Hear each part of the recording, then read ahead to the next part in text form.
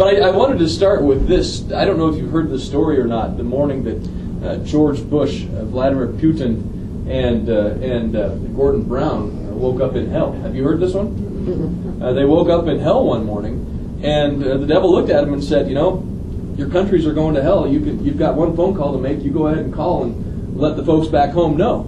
And so Gordon Brown picks up the phone and calls back to Gordon Brown picks up the phone and calls back to England and says, "Hey, you better know. I mean, the country's going to hell." And he lets everybody know and hangs up the phone. And the devil says, "Well, that'll be a $5 million phone call, a long distance call."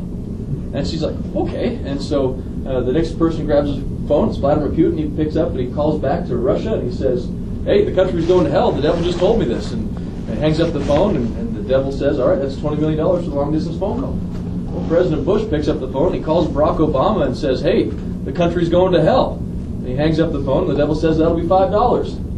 And the other two look at him and says, "Why is that only $5?" And the devil looks at him and says, "That was a local call." I say that only half joking.